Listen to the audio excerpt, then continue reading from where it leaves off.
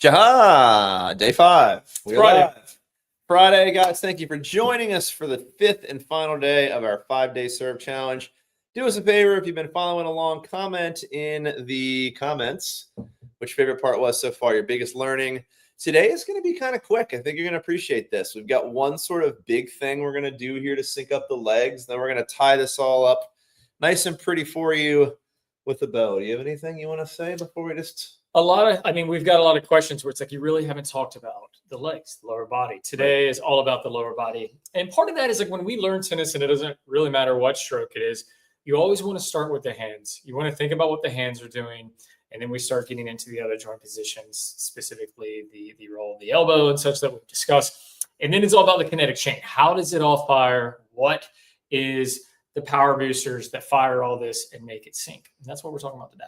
100%. And there is a method to our madness. There's a reason we broke this up over 5 days. We want to make sure we take each individual piece, make sure you get it, make sure you get it in isolation, make sure you understand what it feels like, how it's built.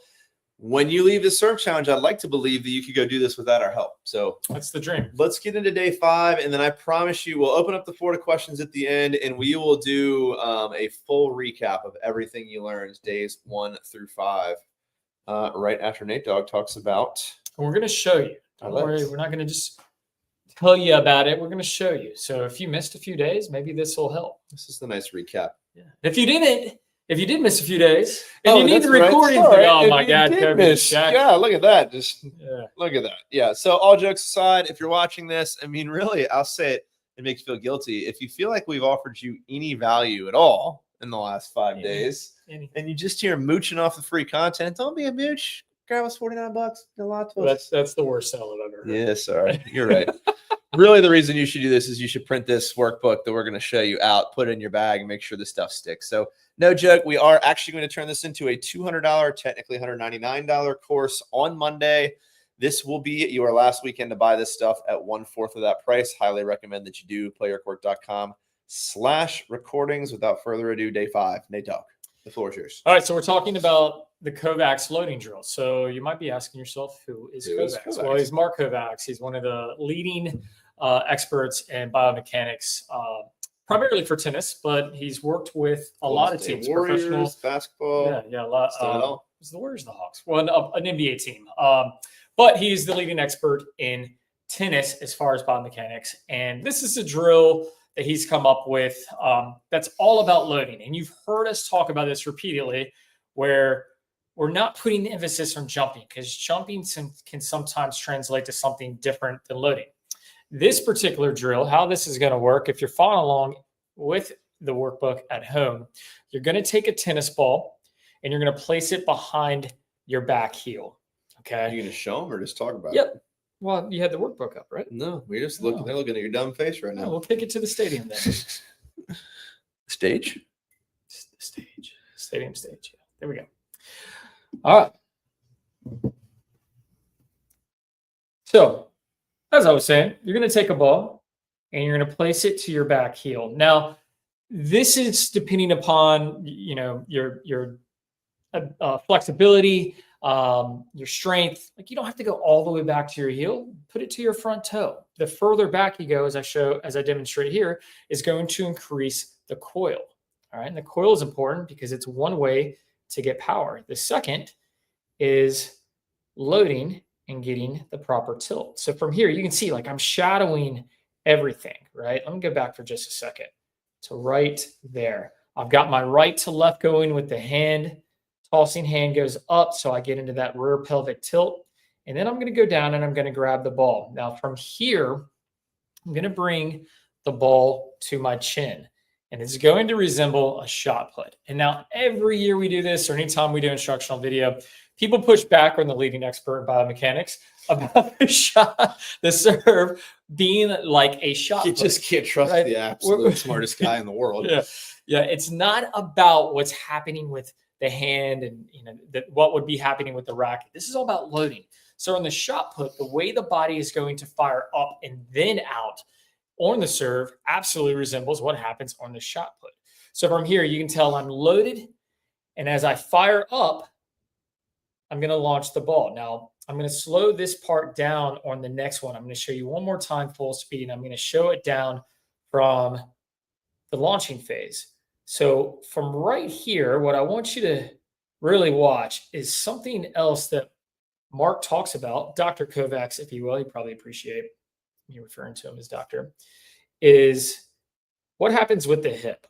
Now, what we see on tour is that the faster the back hip fires up, the hips, but you can really see with the back hip, the faster they fire up, the faster we see the serve on tour. All right. So from here, as I pull, I'll go slow motion here, pull the ball up to the shot put, really watch the hip here. And what we'll see is that loading phase, how it affects the hip. And you can see there as it fires up. I mean, it's not bad for a mid-40-year-old man, but on the tour, you're going to see it happen a lot faster. That was in slow-mo too. Right? So this is the drill. Now, on these last couple, you'll find that I'm putting the ball a little bit further back. You can see there, I've got the ball further back. This is ambitious, but if you're comfortable doing it, then by all means do so. Speed it up here. We don't have to watch it this slow. Scott's like, thank goodness. You said it. Yeah, me. All right. So coiling, grabbing the ball, putting it to the chin, maintaining the knee bend, launching up and then out, and making sure that you're landing on this left foot. I want to highlight this. Landing on the left foot as a righty. Boom, there. And you'll see my right foot kicking back. That is for counterbalance. And that is completing the transition of body weight. That is the Kovac drill. Well done, good sir. Yes, sir. All right, back to your face. And we're obviously going to get into the full serve here, how to sync these legs with everything else. But I believe you had something you wanted to show the people before we get right into that, or am I making that up in my head? Well, let's put this. Let's see with the serve. Actually, what I'm talking about with the hip. I'll show you mortal, and then I'll show you. You want to go back to the stage? Excuse me. Good gracious. Yeah. So you're boring me, Nate, Doug. Yeah, let's make it more exciting. All right. So here on the platform stance, I'm pinpoint by naturally, but I'm going to show you both. So on the platform, we'll see here the right to left, tossing arm. There's the rear pelvic tilt. Knees are bent. How can you tell that that I'm loading properly? Stem hips, stem knees, and shoulders. Yep. We're going to take a look at this back heel. You see it's off the ground. You can see that the knees are also bent. This is loading. All right. And it's not about how high I get off the ground. It's really about how fast I can get the hips moving upwards. So on a platform stance, that's it. That's the loading phase of the serve. So we'll play it one more time. We'll play it in real time. Right. So I'm not jumping, 10 feet off the ground. It's not a massive jump. So on the pinpoint, because we're going to get this question, so I'm going to get in front of it. On the pinpoint, it's the exact same thing. You're just pulling your foot up. Same motion, back foot, so loading everything else. But I didn't like. I got the jitters there. Freaked out. Freaked out. So everything stays the same. I'm just pulling that back foot up as I hit the serve. Now, I said we would watch a tennis guy do it. Ben Shelton, probably the biggest serve on tour currently.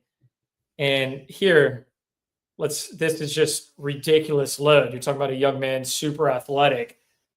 I bet those knees are going to hurt when he turns 40. Yeah.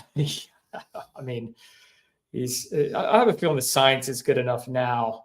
He's also got a slightly bigger budget for recovery than we did. I thought you were going to say butt. No. Budget. He also has a slightly bigger butt than we did. You'll see here is Ben. When you really truly get a coil and this loading, it's almost as if somebody has put a chair inside the baseline. It's a pretty well done here. drawing of a chair. Yeah, Look at you. Look at artist on this Friday. Right, but this is just ridiculous. And then you'll see how fast his hip climbs up on that serve. Yeah, really snapping that left hip around. Gives a little flex here too. This is footage from the City Open back in the day. But in real time, just happens real fast. Boom. Yeah. Good old $150. I think he hit like a $153 on that serve. Yeah, it was large. It was huge. That is loading, everybody. That is it. All right. So now you're looking at each other thinking, well, crap, now what? How do I? You taught me all this stuff. How, Nate, on earth could I marry it all together? And this would be a good time, I think, to go to the workbook, which if you don't have, just kidding. But let's take a look at the workbook here to really put a bow on all this together. Now would be a good time to start asking some questions. I'll be honest with you. We're experimenting with a new time here at 5 p.m. Eastern time on Fridays. We kind of worried the attendance might be a little bit lower and the engagement might be a little bit lower. So give us some love and ask some questions here. We know this is the slowest day. We want to talk to the folks that are here hanging out.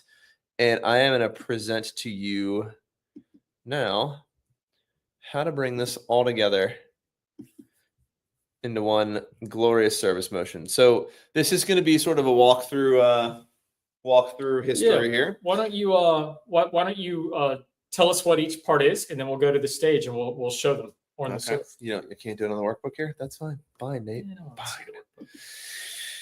Fine. This guy. All right. On day one, and I'm not going to cover every single thing. I'm actually going to give you really just kind of 6 pieces here to put this all together. So I think, look, we talked about the continental grip. If by now you don't know about the heel pad, go watch the recordings. You should know that after seeing this for 5 days. We reminded you every day. Same with the stance. We talked about all that, all the pre stuff before the swings begin. We're expecting you to know this stuff. So we're starting here with the serving position, with the correct continental grip, with the correct stance. We talk about pulling that racket. Oh, I need to go to you, I suppose, don't I? Sorry. So yes, this would be that correct stance that I referenced with the back toe, even with the front heel, those feet pointing in a line out towards the outside net post.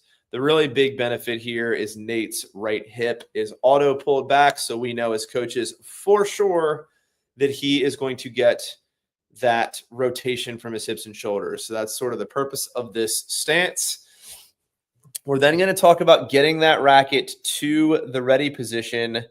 And this left, it's not the ready position. What do you call this? It's not really the power position. It's the passive wrist position. What do you call this? Yeah. Well, so we had the next exercise was the penalty box. That talked about the. Oh, you want me to go through in detail? I was just going through the 6 you had here for the full serve. Oh, cool. We can do that too. Yeah, simplify. Yeah, let's simplify. Yeah, so we talked a ton about a lot of other things that you absolutely should review, but this is sort of these are the big things. You got to have the continental grip. You got to have the right stance. You got to understand that back hip has got to be turned to generate guaranteed power.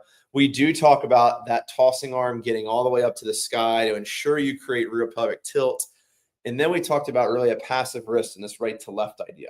You want to pick up from there? Yeah. So the right to left, you'll see right here as I'm pulling the racket to the side. Look, style, everyone has their own style. What we've been talking a lot about, though, is that when you take the racket back, you just don't have to take it down below your waist. It's that pendulum that a lot of times creates this down together, up together. It's a bit antiquated. It's hard to catch a bad toss. It's a lot of moving parts. We all know too many moving parts. Or serve. Yeah. I'll give you guys some clarity on this. So I'm old, but I'm a reasonably high level player. And I actually made this switch after we filmed a couple YouTube videos on this where I was like, maybe I should get rid of the whole simplify. Yeah. Let's take some moving parts out of there. If the tour is simplifying the serves on both tours, ATP, WTA, then we should probably be doing it too. If the best athletes in the world want things to be simpler, we should as well. So this is what we're referring to as far as the shoulder and hip rear pelvic tilt. We'll just focus on the arm. And so the key here is getting the arm up nice and straight. Could I go back and bow a little bit more? Sure could. Hopefully I do afterwards. But what's key is that you can draw this position from the tossing arm to the elbow. You start getting into the shoulder and hip rear pelvic tilt. This is the tilting motion that we're referring to. Now what happens here is the right to left. I'm going to go back for just a second because this part is really important with the right to left. As the almost at the same time as the racket is pulling right to left, your elbow should be drawing back, right? The elbow should be going back this way. So the elbow comes back. And now from here, we'll see the racket moving from right to left. There it goes, right to left, right? And there you can really see the tilt, right? So my tilt, I have a little bit of a delay. I keep the racket on my dominant side before I really go through the entire motion. But this piece is really, really important. What did you have next for me on the making sure, I mean, really next in line, they should be thinking about their elbow approaching the ball, probably. It's the different tricks we have for the racket drop. Yep. So here we go. So let's talk about the kinetic chain. All starts with the feet. Yep. Pulsing up. Yep. This is going obviously with the knee bend. You can tell it's there. From there, it's going to connect the hips. And then from there, it's going to fire the elbow. And you can see here, the elbow goes up to the ball.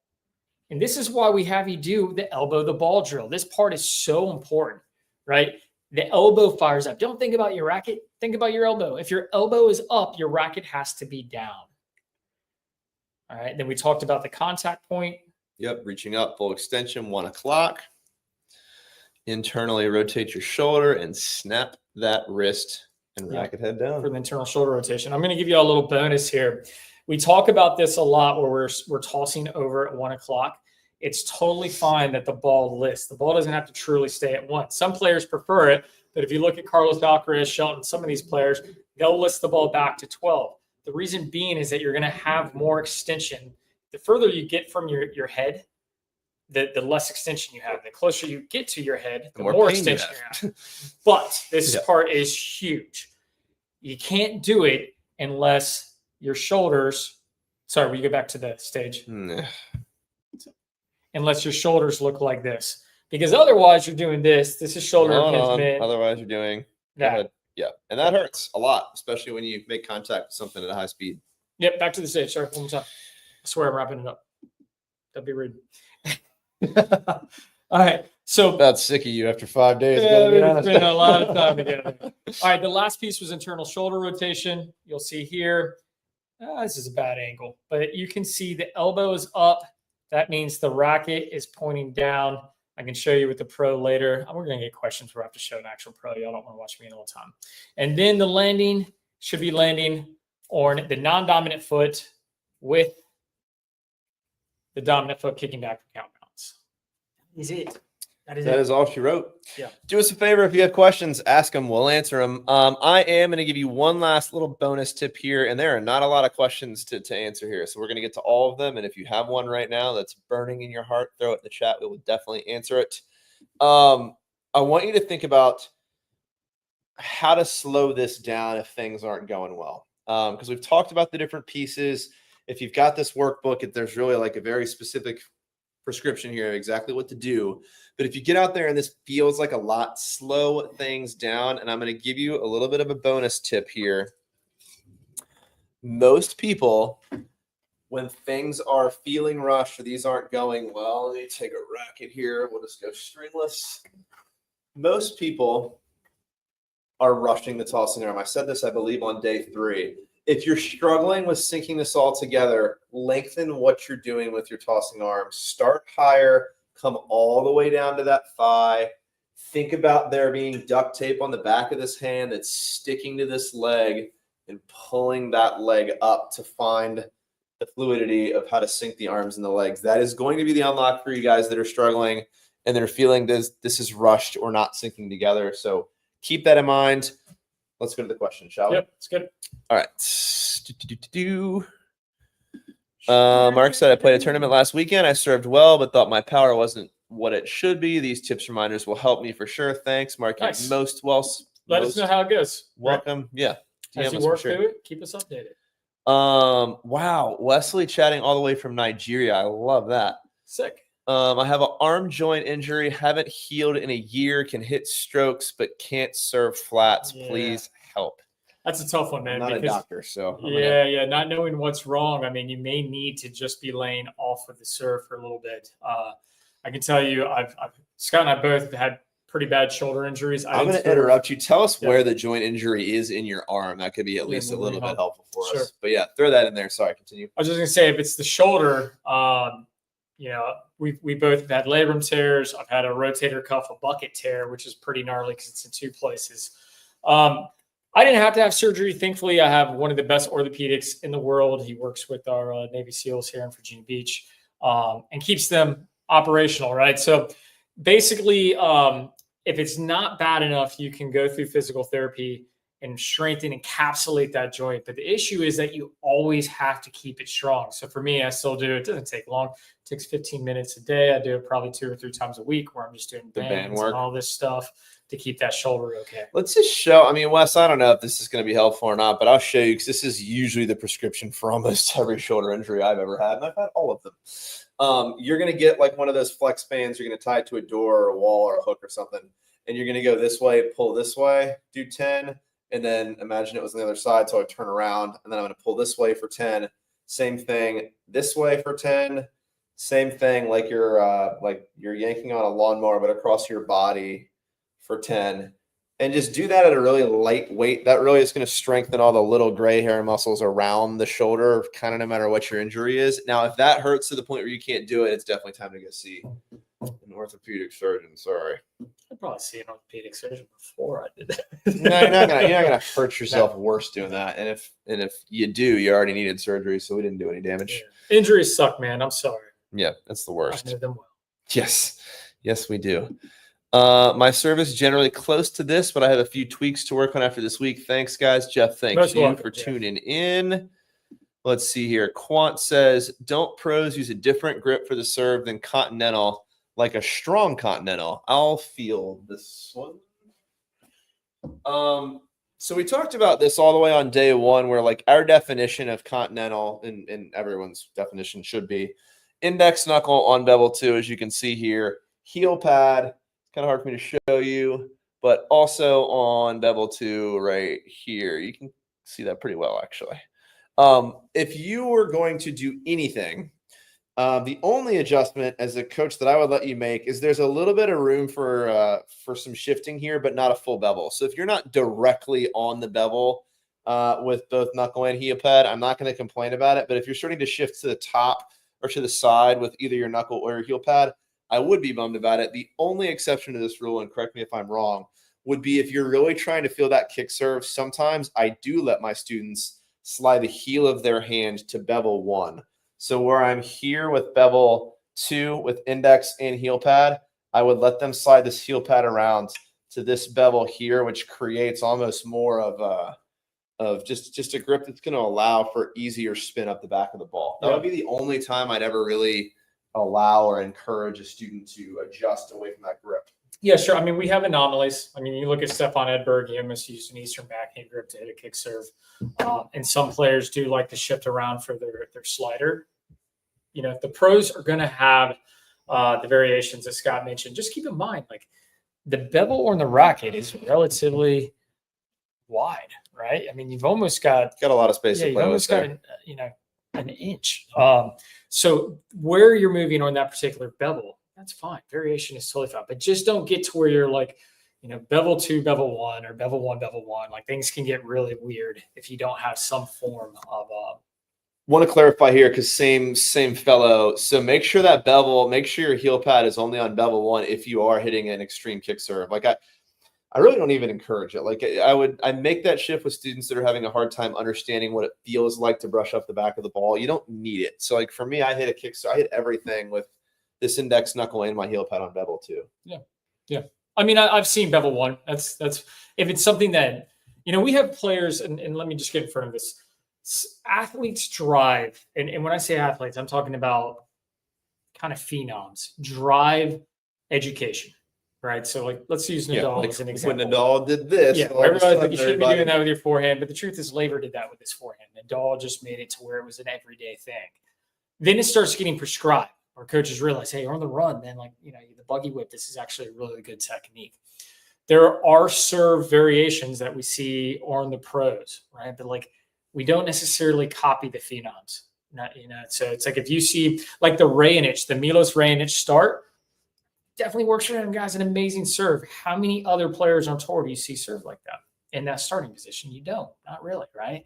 So it's not something that we should necessarily copy. It worked for him, but it doesn't necessarily work for us mere mortals. And when we say mere mortals, Scott and I played at a pretty high level. Division I college tennis. So we're not terrible. Yeah. But for most of us with our, it was tough for us. It's tough for students. We've coached a lot of players that have gone on to play at a really high level. What we're really trying to communicate is just pure fundamentals. But if something works for you, we're not going to tell you it's wrong if it's working.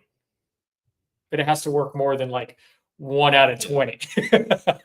Yeah, in general, it's easier to do what we know works versus try and invent something and convince us you're allowed to do it as a student-coach relationship. But yeah.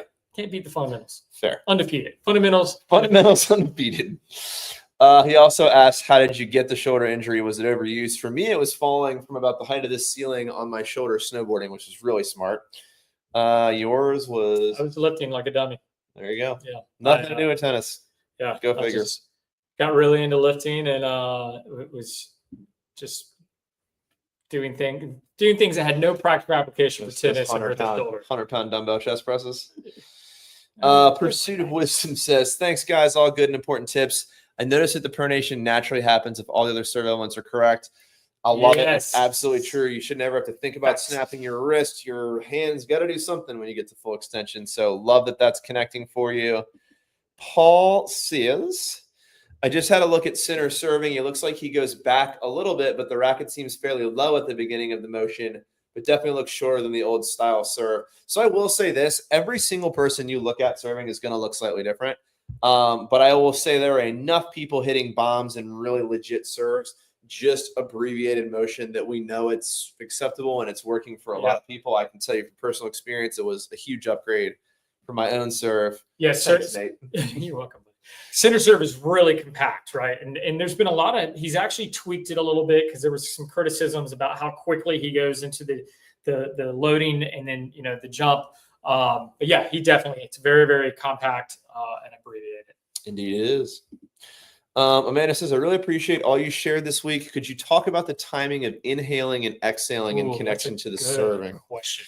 I'll go really, really base level, and then you go into detail on it. So if you've ever lifted weights, since we were just on the topic, you want to exhale when you exert energy, right? So like if you're laying there doing a flat bench, you want to breathe out as you're trying to push the weight up. It helps you exert more force. Same concept on the serve. So exhaling out should really be happening as you're making contact. That's why you hear people kind of grunt or when they hit the ball, depending on sort of what noise you prefer to make. I think a great way to think of it, and it'll happen naturally, it's one of the best tips I got as a junior, was when you've reached your power position from here, you should have core engagement. You should feel your tummy get tight intentionally. Like you want to engage it. I mean, right now I got a tummy, so I can't say it. There you go. Winter tummy. So from here, this is where you should feel the core tightened. Right, because now we're getting some balance in that elasticity. We start entering a shortening cycle. All right, so from here you engage, and then as you're firing up, that's where the exhale happens. It can be noisy, it can not be noisy, but there should be some kind of exhale. If you focus or engage in your core in the power position, it'll happen naturally.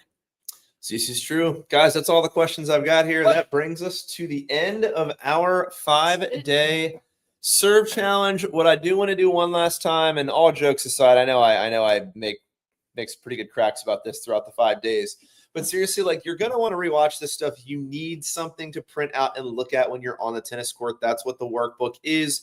Go to PlayYourCourt.com/recordings. This is going to be kind of your last warning here. We will take all this content off the internet over the weekend. You'll never see this again unless you buy it for $199. Go do it for $49 right now. Don't be silly. And then I did get enough people asking me if they can train with us in person. And the answer is yes. So let me show you where to go to learn all about that. So if you head on over to PlayYourCourt.com, you'll see in the upper corner here, there's an Explore More tab. And this is where you're going to click on Private Tennis Clinics. And this is where you'll get to see all of the different things that me and Nate offer. We have both a serve workshop and a doubles movement mastery workshop coming up here in Virginia Beach.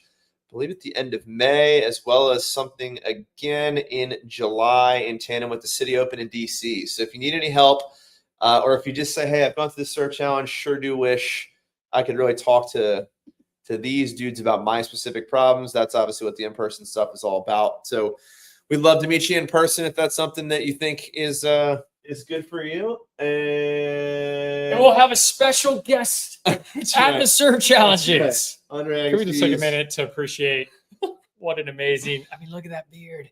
The neck beard. It's incredible. Solid. It's so good. All right, guys. With that, have a wonderful weekend. We bid you adieu. Thank you so much for those of you that tuned in for all 5 days. Absolutely appreciate and love you guys for coming live. Hopefully we provided some value for you. Have a wonderful weekend. We will see you guys soon. Take care, everyone. Peace and love.